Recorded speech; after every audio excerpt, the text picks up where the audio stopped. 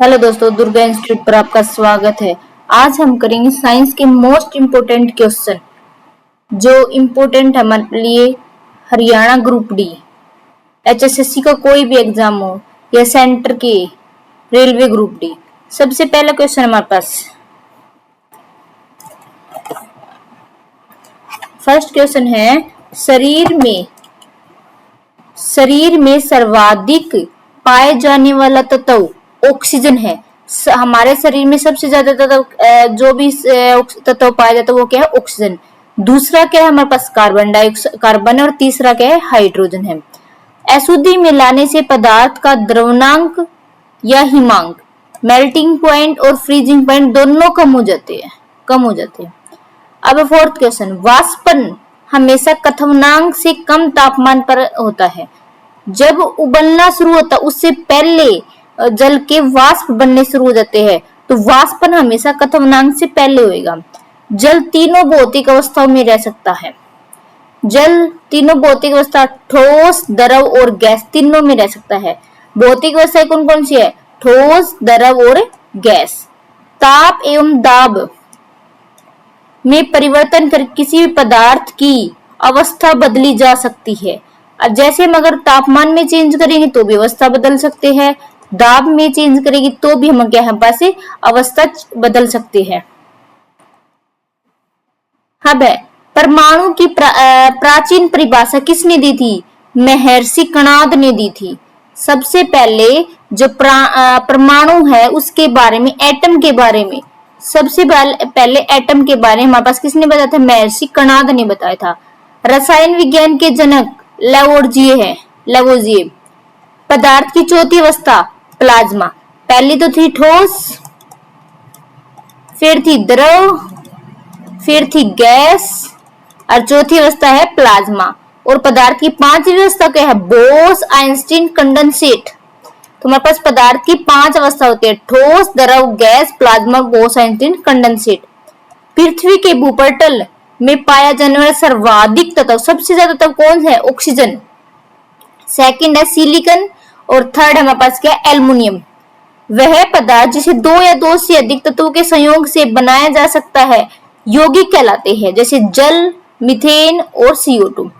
अब हमारे पास 2 या 2 से अधिक तत्वों से हमारे पास क्या मिश्रण भी बनता है, परंतु मिश्रण में जो भी तत्व लेते हैं उनका रेशियो फिक्स नहीं होता। और जो यौगिक है, कंपाउंड है, उसमें हम क्या है हमेशा जो रेशियो फिक्स लेते हैं। जैसे हमारे पास जल है, जल का फॉर्मूला H2O है। इसमें हाइड्रोजन का अमाउंट तो क्या है? 2 है और ऑक्सीजन का अमाउंट क्या है? 1 है। ये हमेशा 2:1 में मिलेगा। मीथेन है CH4, ये भी इनका फिक्स रेशियो है। CO2 कार्बन डाइऑक्साइड, इनका भी क्या है? फिक्स रेशियो है। मिलाए गए तत्वों का अनुपात क्या है? निश्चित है, रेशियो निश्चित होता है। समुद्री जल को शुद्ध करने के लिए आसवन विधि का प्रयोग होता है। अगर समुद्र है, समुद्र के पानी को अगर शुद्ध करना है तो किसका प्रयोग करेंगे? आसवन विधि का करेंगे। आसवन 2 प्रकार का मेल है, एक तो वाष्पीकरण और संघनन। वाष्पीकरण भी आसवन विधि में आएगा और क्या है? संघनन या कंडेंसेशन। हवा, नमकीन पानी, समुद्र पानी मिश्रण होते हैं। अब जैसे हवा है, नमकीन पानी है, समुद्र पानी है, इनमें मिश्रण है, अभी बताया था मिक्सचर है। इनमें जो भी हम हवा में बहुत सी गैसों का मिश्रण है, नमकीन पानी है, पानी में कितना खारा कितना नहीं है, ये फिक्स नहीं होता। इसमें जो भी पदार्थ या तत्व मिले हुए इनका रेशियो फिक्स नहीं है, निश्चित अनुपात नहीं होता। परंतु अभी हमने क्या किया था? कंपाउंड में क्या है? फिक्स अमाउंट होता है यौगिक का। यौगिक में कुछ ठोस पदार्थों को गर्म करने पर सीधे वाष्प में बदलना क्या कहलाता? उद्रवपातन। सीधे ठोस है, उसे जैसे हमने गर्म किया वो तो सीधा वाष्प में बदल जाएगा, उसे क्या कहेंगे? उद्रवपातन। और जो पदार्थ बदल रहा है उसे उद्रपातज पदार्थ है, सब्लिमेट पदार्थ कहेंगे। जैसे कपूर, नेफ्थलीन और आयोडीन है, इसको हम जैसे ही जलाएंगे वे सीधे वाष्प में बदल जाएंगे। कच्चा तेल अनेक पदार्थों का मिश्रण होता है, इसे शुद्ध करने के लिए प्रभाजी आसवन का विधि का प्रयोग करते हैं। अब हमारे पास क्या है? जो कच्चा तेल है उसको अगर मिश्रण, अनेक पदार्थों का मिश्रण है, उसे शुद्ध करने के लिए क्या करेंगे? प्रभाजी आसवन विधि का प्रयोग करेंगे, प्रभाजी आसवन विधि का। जिस तापमान पर ठोस पदार्थ द्रव में बदलता है उस तापमान को क्या कहेंगे? गलनांक या मेल्टिंग पॉइंट। जिस तापमान पर क्या है? ठोस पदार्थ ठोस द्रव में बदलेगा, ठोस पदार्थ हमारे पास क्या है? द्रव में बदलेगा, उसे क्या कहेंगे? गलनांक, मेल्टिंग पॉइंट। जिस तापमान पर कोई द्रव ठोस में बदल जाता है उसे हिमांक कहेंगे। अब उधर तो क्या था? ठोस द्रव में बदला था, इधर क्या है? जो द्रव है वो ठोस में बदल रहा है, उसको क्या कहेंगे? हिमांक या फ्रीजिंग पॉइंट। अशुद्धि मिलाने से पदार्थ का द्रवणांक और हिमांक दोनों कम हो जाते हैं। अगर हमने कोई भी अशुद्धि मिला दी पदार्थ में तो उसका द्रवणांक जो ठोस से द्रव में बदला था वो भी, और हिमांक क्या था? द्रव से ठोस में बदल, दोनों कम हो जाएंगे। सांचे में केवल वे पदार्थ डाले जा सकते हैं जो जमने पर आयतन में बढ़ते हैं। सांचे में कौन से पदार्थ डाले जाते हैं? जो आयतन में क्या है? बढ़ते हैं, जमने पर। जल के जमने पर उसका घनत्व कम हो जाता है, इसलिए बर्फ जल पर तैरती है। और जैसे ही जल जमेगा तब उसका घनत्व कम हो जाएगा, क्योंकि जल जो बर्फ है वो 4 डिग्री सेल्सियस पर जमना शुरू हो जाती है, और 4 डिग्री सेल्सियस पर जो जल है उसका घनत्व सबसे ज्यादा होता है। घनत्व क्या ज्यादा होता है? सबसे ज्यादा जल में। जिन धातुओं से मिश्र धातु बनाई जाती है, मिश्र धातु का गलनांक उन धातुओं से कम होता है।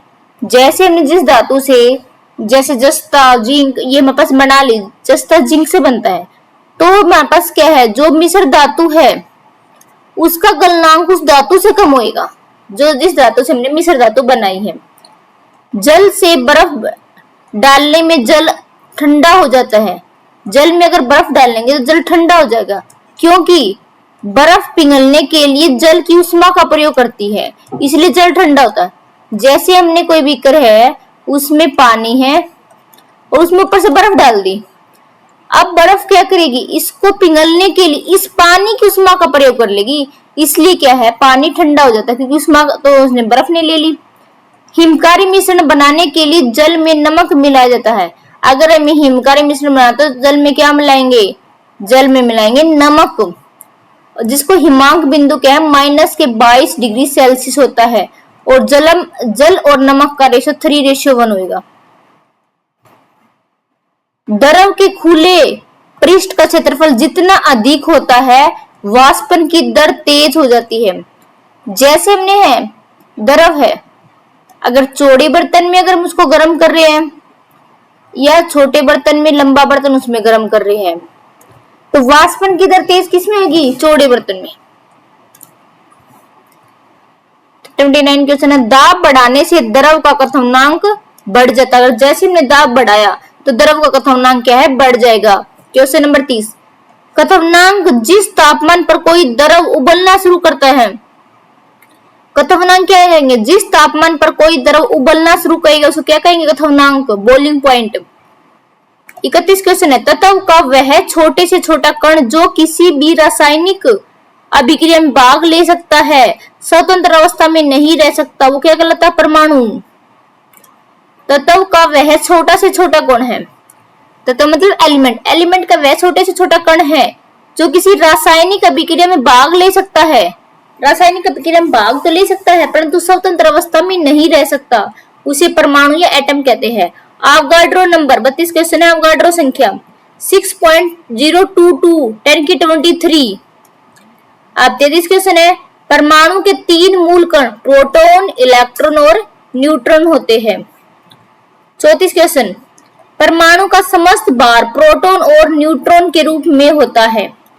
प्रोटॉन व न्यूट्रॉन परमाणु के नाभिक में होते हैं। अब जैसे ही हमारे पास कोई परमाणु है, यहाँ परमाणु का नाभिक होता है, वहां क्या होता है? प्रोटॉन और न्यूट्रॉन, और इलेक्ट्रॉन इसके क्या हमारे पास चक्कर लगाते हैं चारों तरफ।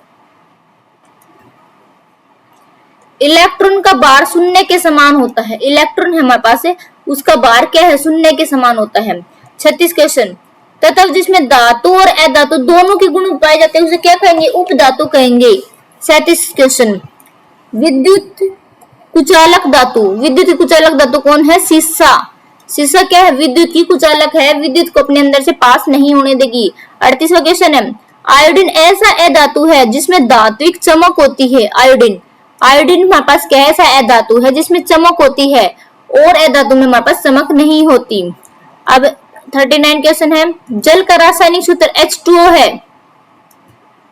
40वां क्वेश्चन, स्टील लोहा प्लस कार्बन की मिश्र धातु है। जो स्टील है वो किससे? लोहा और कार्बन की मिश्र धातु है। अब है स्टेनलेस स्टील, लोहा, कार्बन, क्रोमियम और निकेल। अब स्टील तो स्टील इसमें भी है, स्टील में तो क्या है? लोहा और कार्बन है, उसकी मिश्र धातु है। और स्टेनलेस स्टील हमारे पास क्या है? लोहा, कार्बन, क्रोमियम और निकेल, इन सभी चारों की क्या है? मिश्र धातु है। बारूद, वायु, पीतल, कांसा मिश्रण के उदाहरण है। अब हमारे पास क्या है? जो बारूद है, वायु, पीतल, कांसा मिश्रण के उदाहरण है। बारूद भी, वायु भी, पीतल भी और कांसा क्या है? मिश्रण के उदाहरण है। आधुनिक परमाणु सिद्धांत के प्रतिपादक क्या है? डाल्टन। जो 43वां क्वेश्चन है हमारे पास, आधुनिक परमाणु सिद्धांत के प्रतिपादक कौन है? डाल्टन। न्यूट्रॉन एक अस्थायी कण है जिसकी संख्या एक ही तत्व के परमाणु में भिन्न भिन्न हो सकती है। अब न्यूट्रॉन हमारे पास एक यहाँ पास अस्थायी कण है, स्थायी नहीं है न्यूट्रॉन। इसकी संख्या एक ही तत्व के परमाणु में क्या है? भिन्न भिन्न हो सकती है। 45वां क्वेश्चन, एक ही तत्व के वे परमाणु जिनके न्यूट्रॉन की संख्या भिन्न भिन्न होती है समस्थानिक कहलाते हैं। हमारे पास क्या है? एक ही तत्व के परमाणु जिनकी न्यूट्रॉन की संख्या अलग है। जैसे हमारे पास है C6 है, 12 है, और C6 और 13 है। इसमें भी 6 है, प्रोटॉन तो सेम है। न्यूट्रॉन क्यों होंगे? परमाणु बाहर में से परमाणु संख्या माइनस होगी, तो इधर तो न्यूट्रॉन हमारे पास क्या है? 6 है। इधर न्यूट्रॉन कितने हैं? 7 की 13 में से 6 गए, 7 बच गए हमारे पास। तो यहाँ न्यूट्रॉन 6 है, यहाँ 7 है, इसीलिए तो क्या इसे क्या कहेंगे? समस्थानिक या आइसोटोप, जिसमें क्योंकि न्यूट्रॉन की संख्या क्या है? अलग अलग है। हाइड्रोजन के 3 समस्थानिक है। ये एकमात्र तत्व जिनके समस्थानिकों के नाम इस प्रकार है, प्रोटियम, ड्यूटेरियम और ट्रिटियम। प्रोटियम को क्या लिखेंगे? 1H1, ड्यूटेरियम को 1H2 और ट्रिटियम को 1H3 ऐसे लिखेंगे। परमाणु संख्या सभी की सेम है, परंतु हमारे पास द्रव्यमान संख्या अलग अलग। इसमें द्रव्यमान संख्या 1 है, इसमें द्रव्यमान संख्या 2, इसमें द्रव्यमान संख्या 3 है। बाहरी जल की खोज यूरे ने की। बाहरी जल का सूत्र क्या है? D2O। बाहरी जल को क्या किससे लिखेंगे? D2O से। इसका प्रयोग न्यूक्लियर रिएक्टर में मंदक के रूप में कर सकते हैं। न्यूक्लियर रिएक्टर है, उसमें मंदक के रूप में किसका प्रयोग करेंगे? बाहरी जल। बाहरी जल में हाइड्रोजन का ड्यूटेरियम समस्थानिक होता है। बाहरी जल में हमारे पास क्या है? हाइड्रोजन का ड्यूटेरियम समस्थानिक होता है, सेकंड वाला। 49 क्वेश्चन है, इलेक्ट्रॉन की खोज किसने की? जे थॉमसन ने 1897 में। इलेक्ट्रॉन खोज किसने की है? जे थॉमसन ने। प्रोटॉन की खोज किसने की है? गोल्डस्टीन ने। और नामकरण किया किसके है? रदरफोर्ड ने। तो हमारे पास प्रोटीन खोज किसने की है? गोल्डस्टीन ने। और नामकरण हमारे पास किसने किया है? रदरफोर्ड ने। और इलेक्ट्रॉन खोज किसने की है? जे थॉमसन ने। तो ये हमारे पास साइंस के मोस्ट इंपोर्टेंट 50 क्वेश्चन थे। ये सीरीज हम 50-50 क्वेश्चन करके चलाएंगे। और ये हमारे लिए group D, Haryana group D, railway group D या एसएससी का कोई भी एग्जाम हो, HSSC या SSC या रेलवे, सभी के लिए मोस्ट इंपोर्टेंट है। इसलिए मेरे पास दुर्गा इंस्टीट्यूट को लाइक, शेयर एंड सब्सक्राइब करना ना भूलना।